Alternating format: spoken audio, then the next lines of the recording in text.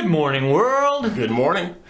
So I was watching something on YouTube the other day, and a controversy came on with a gentleman by the name of Shelby Steele, who I'd been following for years through people like Larry Elder.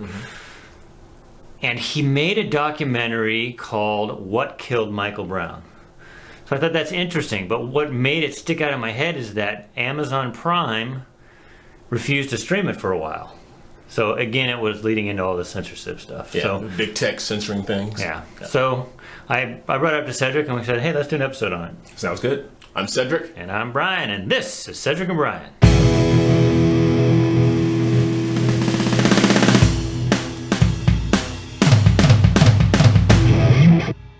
All right, so before we get into the whole Shelby Steele documentary, I just want to give a shout out to a gentleman by the name of Peter Feliciano. Conservatish is, I believe, is his channel. I will put it up on the link because he actually had Shelby Steele on about this movie. It was a great interview that Peter had with Shelby, and it prompted Cedric and I to rent the movie. So we went on, and Amazon is running it now. What Killed Michael Brown? Right. So before we get that, Cedric, why don't you recap for people, because this happened in 2014. It was a while ago. Yeah, 2014. For those of you who don't remember, the whole Michael Brown incident, which prompted the BLM movement and the whole hands up, don't shoot movement. And Brian has mentioned it many times. That it's basically a farce. And for those of you who don't know the story, I'll recap it really quick. Michael Brown and his friend were walking down the street. Police officer Darren Wilson received a police call on his radio that a local store had been robbed. He was going to the scene of the crime, saw these two gentlemen walking down the street, Michael Brown and his friend, stopped them in the street, told them to stop. They kept walking. People say that they're the ones who robbed the store. That's neither here nor there. But police authorities asked him to stop. He didn't stop. Michael Brown just kept walking with his friend. Darren Wilson turned around and told him to stop. And Michael Brown reached into the car, into Darren Wilson's car, and grabbed his holster, causing the gun to discharge. He then broke away, ran away from the vehicle. Officer Wilson got out, told him to stop. That is when Michael Brown turned around and instead of doing what the lie said, hands up, don't shoot, actually waited a few minutes, shuffled back and forth, kind of uneasy, very nervous, and then charged at Officer Wilson, prompting Officer Wilson to shoot several times, the last shot hitting Michael Brown in the head. That started the whole BLM movement as the lies, and if you watch the movie, the lies propagated many times over and over again that he put his hands up, said don't shoot, and there are eyewitnesses to the account that said that did not happen. Multiple eyewitnesses. Yes. And it's the reason why even the Obama DOJ found this officer not guilty of any misdoings. So please, we can't stress this enough, it's only $20. Rent this movie. It's worth it. We didn't know what to expect, and it's a heavy movie, but it's very eye-opening. And it doesn't just it's not just about Michael Brown, it's about the system of racism and appeasement since the 1940s, basically. Right. And Dr. Steele does an incredible job of to how white guilt equates into black power, and how the white guilt creates this fulcrum of leveraging black power over and over again that we've used for generations to stay in the situation we're in. Yeah. So before we get too deep into our conversation, I just want to read you some excerpts from a bio on Dr. Shelby Steele. And I got this off of I think the Hoover Institute. You can also find his bio on Wikipedia. He is a senior fellow of Robert J. and Marion E. Oster Senior Fellow at the Hoover Institution. He specializes in the study of race relations, multiculturalism, and affirmative action. He was appointed a Hoover Fellow in 1994. Steele has written widely on race in American society and the consequences of contemporary social programs on race relations. And he brings some of that up during the movie. He's been doing this for 30 years. He's been doing it a minute. So people who like to say, and they call, they use the term Uncle Tom and Coon and all that, thinking that people are jumping on the bandwagon to make money. it's taken time for people to catch up with Shelby Steele. Right. And Right. before him, Thomas Sowell. Well, he's in the same group with Thomas Sowell and Larry Elder and other that you don't hear about, because if you do hear about them, they're Uncle Tom's. Yeah. Now, So- being a fellow, I mean, he has the same views as the people that he's also at the Institute with. Well, both those institutions are conservative think tanks. Right. So, yeah. So he shares the same views. I was asking that so you don't confuse fellow being a guy, because, if we called him a coyote, you might think he's a four-legged animal who carries children across the border. Okay, like Brian and I were talking about, we want to share a little bit of Dr. Steele's story here. But where this all originated from, I think all of you are very aware with the whole George Floyd story. Well, before George Floyd, there was Michael Brown. And how Michael Brown, that started in Ferguson, Missouri, and how that came to be known as the whole black victim, white cop mentality, and how and Dr. Steele goes into a lot of great detail as how we use white guilt to justify black power, and how we use that to leverage all the white guilt that a lot of people feel today, and how we have all these programs that are going on to help lift us out of this murkiness that we've caused ourselves.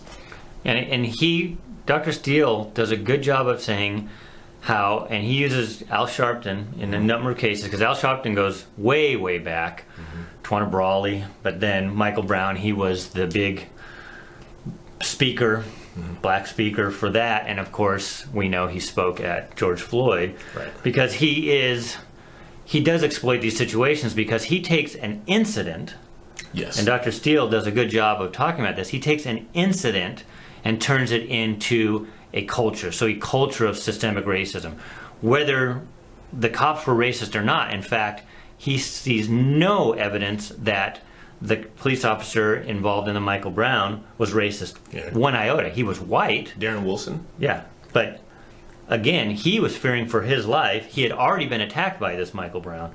So you still hear today, right now I know the big narrative is I can't breathe, because that's the whole thing. But back preceding this for 6 years, it's the hands up, don't shoot. That was the big thing. And they found that was just all a lie from all eyewitnesses, other than his buddy, who made the original statements that said that he put his hands up, kneeled on the ground, and the cop shot him while he was on the ground. Well, that was all proven to be false. Right. The thing that I really loved about this interview is that Dr. Steele goes into a lot of detail, talks about quote-unquote blackness, and how that's a term that really didn't come into our knowledge until the 60s. And that replaced individualism, where he talked about pulling yourself up by your bootstraps, being an individual, being strong. But then we had this all-encompassing term called blackness. The fist up, and why he's keeping us down, and power to the man. And he talks about how we used to be individuals, and how we used to care about family and faith and culture and our community. But then we started feeling like victims, and we ceased pulling ourselves by our bootstraps and started leaning on the government and becoming black as a whole, instead of being individuals and striving for a better life. Yeah, and that all happened around the same time, and he attributes it to the white guilt of the liberal white guilt. To now, you're not telling individuals, make better for yourselves.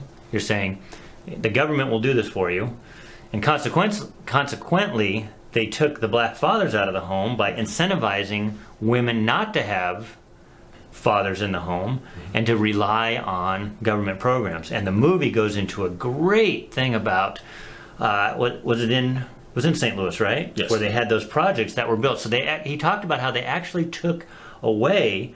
They were poor neighborhoods, but they were poor neighborhoods owned by black families. Right. Tore them down and then put projects up and basically made them dependent on the government that was owned by slumlords, white, or government. So what they thought, maybe they were doing a good thing. They thought they were going to bring up these communities, but instead they got these people that over generations were making themselves better by themselves, families, doing it. Yes, they were still poor in a lot of situations, but just like poor white families, it takes time, unless you're a Rockefeller, correct? Right. So, but what they did is they made these so bad that they just turned into drug dens, and then eventually they had to tear them all down. Yeah. So by trying to do the right thing, they disenfranchised a whole group of people. Yeah, I love what he says. He even brought that term to his father. Now, Dr. Steele grew up at a time when he listened to Huey Newton, the Black Panthers, and things like that. And when he brought the term blackness to his own father, his father didn't understand the term. Yeah. Because his father was someone who grew up on the south side of Chicago, I believe, and his father drove a meat truck, and his dad always had a job. and they had their own home, and they let the equity build that home. And just basic economics, they didn't spend more than they made. Let the equity build in that home. They bought another home, and they never depend upon the government or anything else to help them do what they had to do. They always depend upon their own ability to work and provide for themselves. From 1940 to 1960, the black community went from 87% poverty to 47%, in one poverty. Generation. Yep.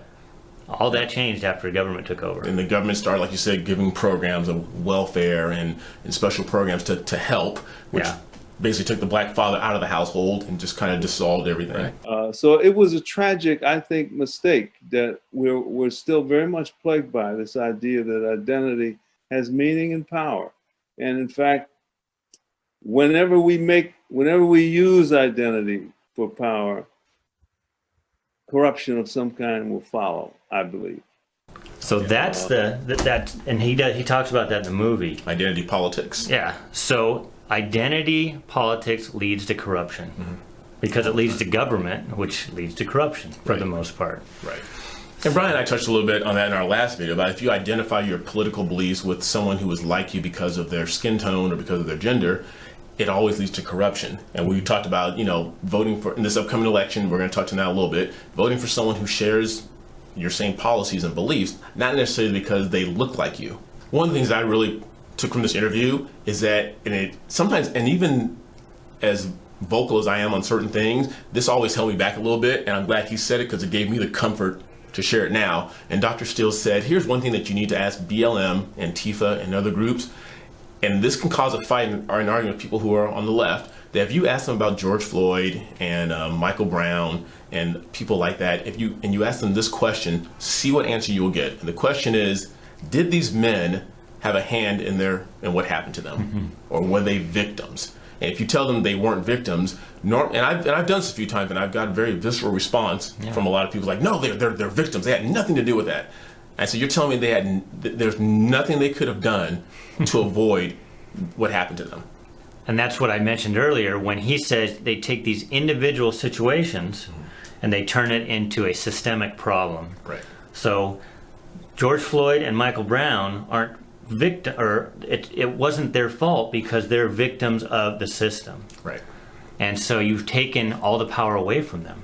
Right. But that's what you don't understand. You are taking the power away from them. So then if somebody's very successful and black, you're taking the power away from them. Right. And that's he goes into affirmative action and things like that too, because it's a double-edged sword.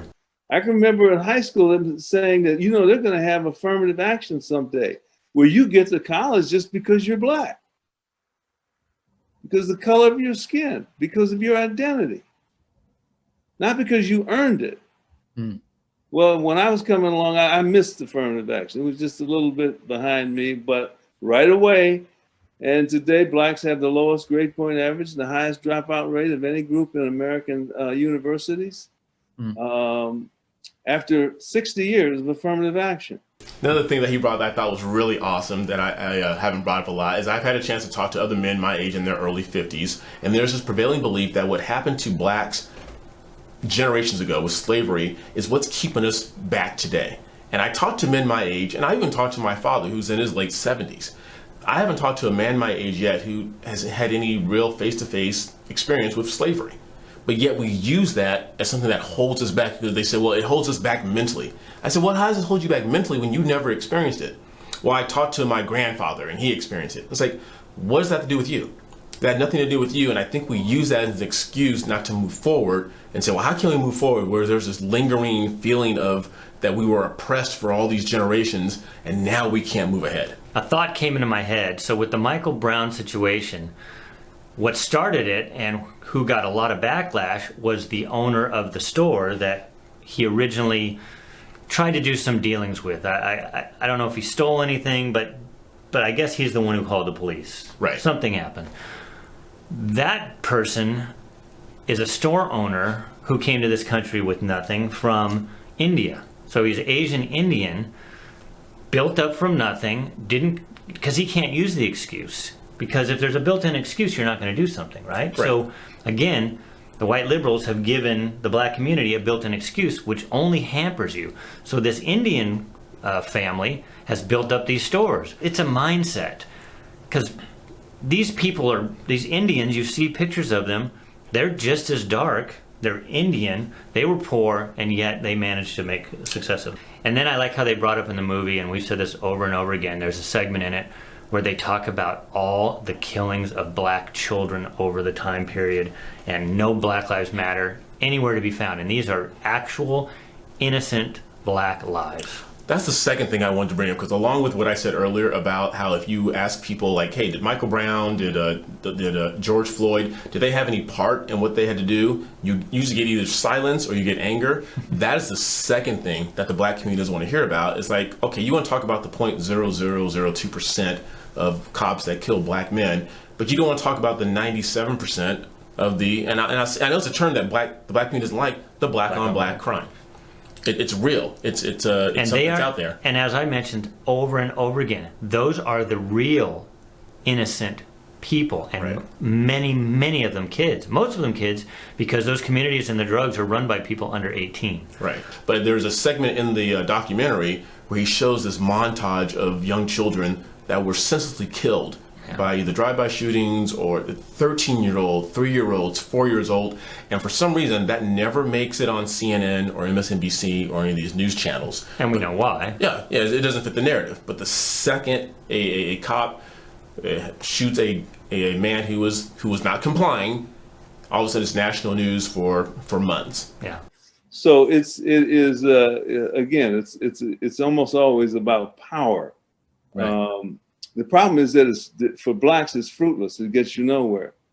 Our problem is again, it's not racism. Our power is underdevelopment. You come out of 4 centuries of oppression, you're going to be underdeveloped. Right. There's no way it could be otherwise. And that is, now that we have moved into freedom, which I believe we truly have, then we need to, the development is, it's about us joining modernity, the modern world. It's not about us going off in an enclave of blackness. That's death. There's no future there. We have to join the modern world, and you can only join the modern world, modernity, for the most part, as an individual. Right.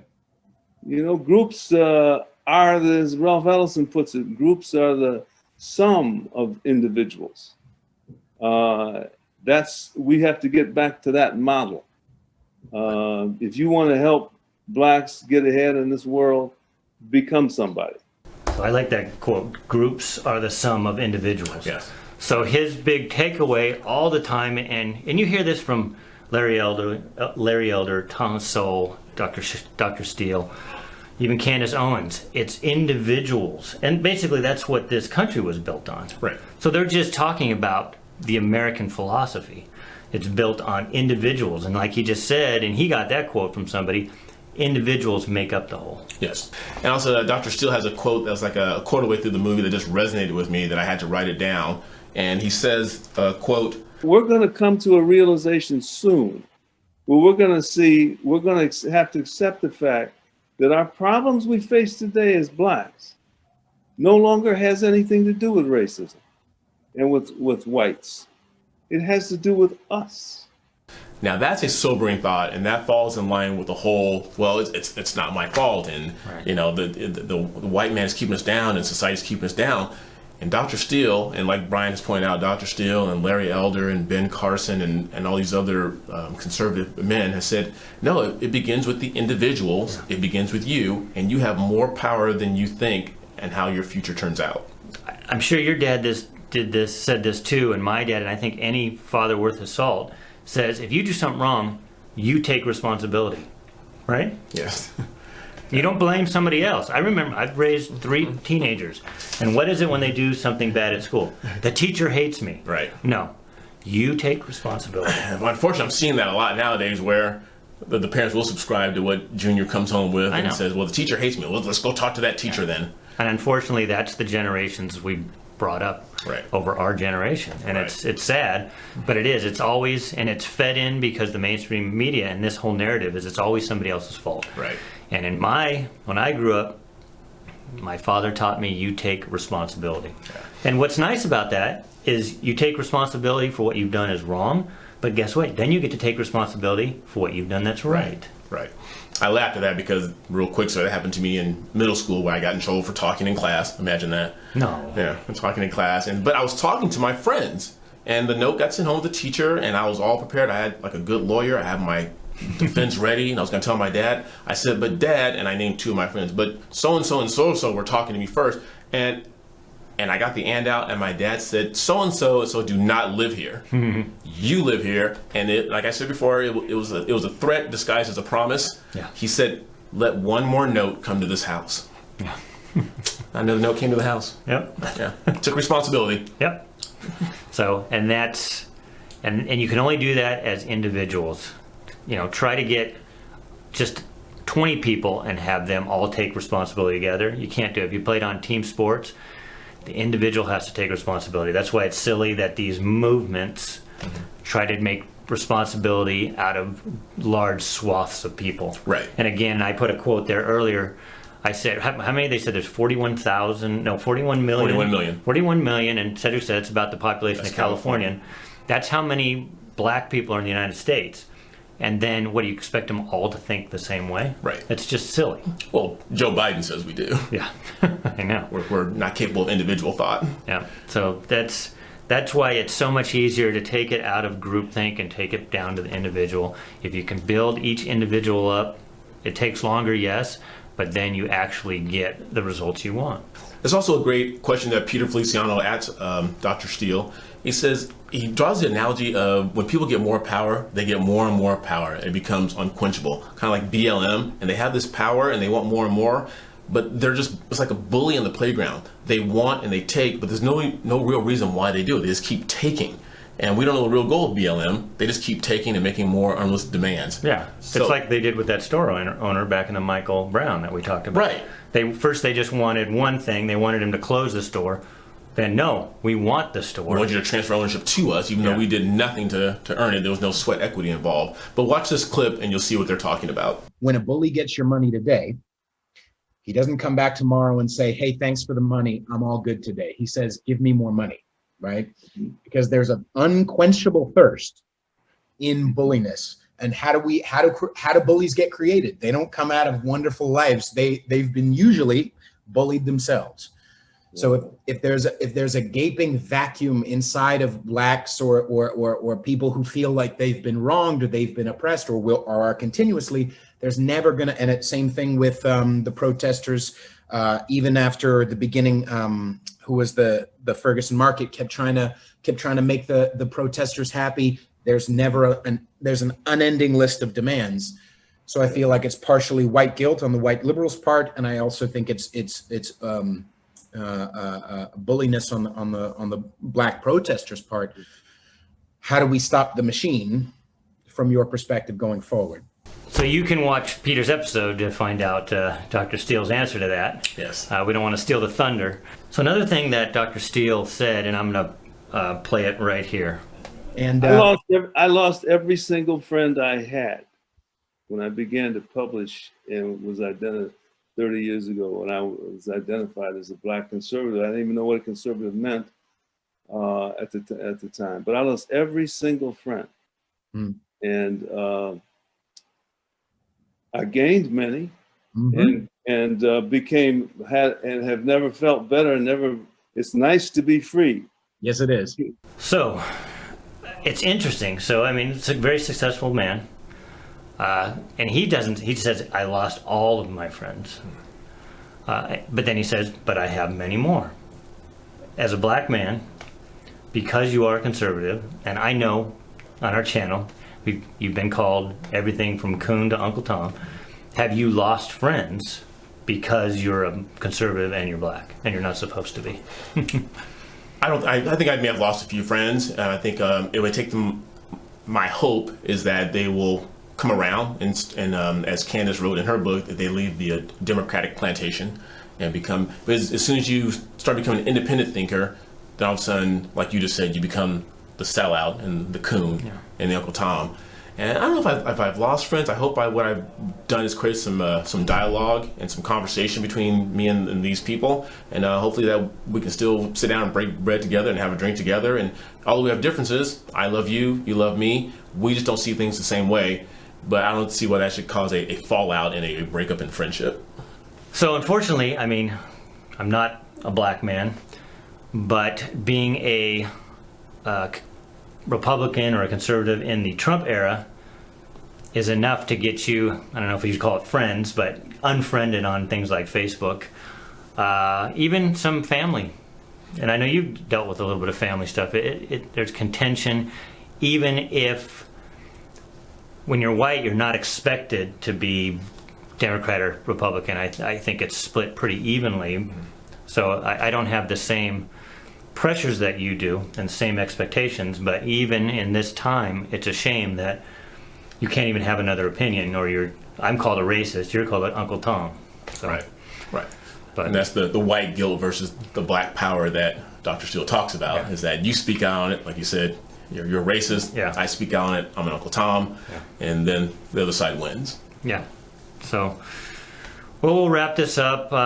We want to make sure you go to whatkilledmichaelbrown.com is where you can find the movie, and I can't recommend it more for everybody. Buy it, get it for people that, if you have kids, we have friends that are right leaning. They're not ultra conservative, they just lean a little bit to the right, but they have kids that lean way to the left, and it's hard for them to have conversations. Get this movie if you have a family dynamic like that, because you're going to get, it's not a political piece at all. No. There's nothing political about this piece. It's just, he wanted to go find out the facts of a case and what happened to this poor society, because now this society, which was basically in an area which was very segregated, Ferguson was kind of a melting pot, where you had black and white people all living together until this incident. So again, whatkilledmichaelbrown.com, Vimeo, and Amazon Prime all have that movie. So as we end here, another important question you need to ask yourself about this is that Dr. Steele does a great job of asking another pointed question, and I want you guys to think about it.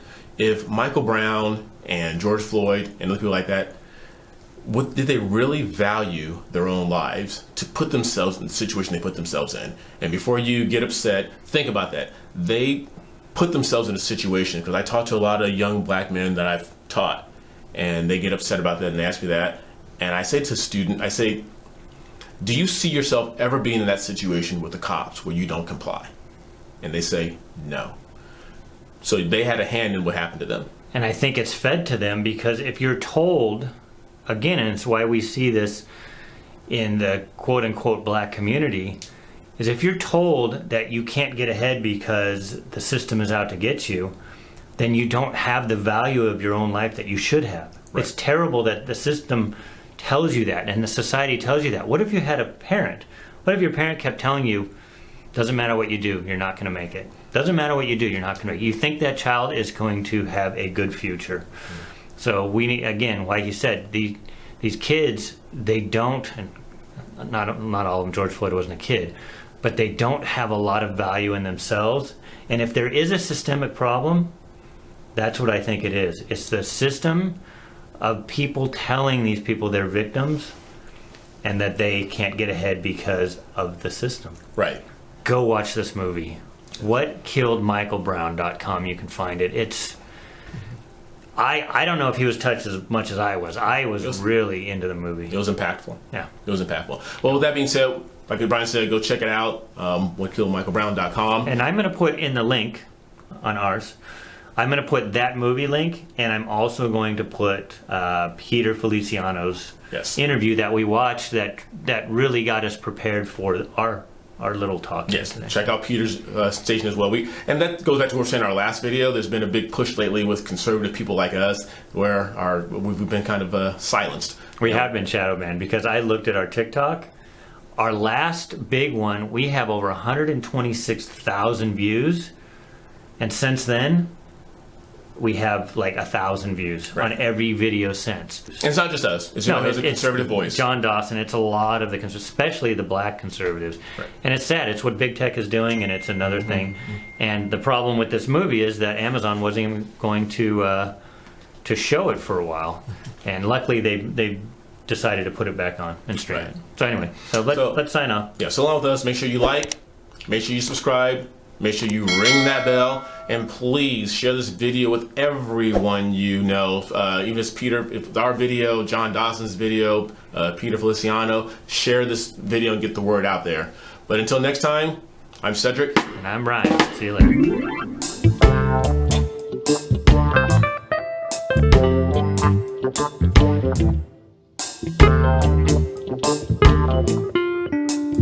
Thank you.